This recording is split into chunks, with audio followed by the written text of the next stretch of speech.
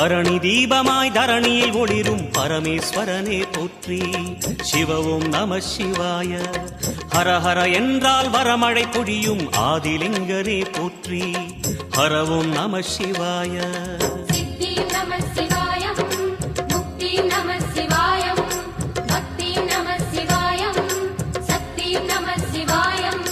கார்த்திகை திருநாள் உற்சவம் காணும் தீபச் சுடரே போற்றி. சிவ ஓம் நம சிவாய. தீர்த்தம் யாவிலும் நீராடிடுவாய் அருணாச்சலனே போற்றி. ஹர ஓம் நம சிவாய.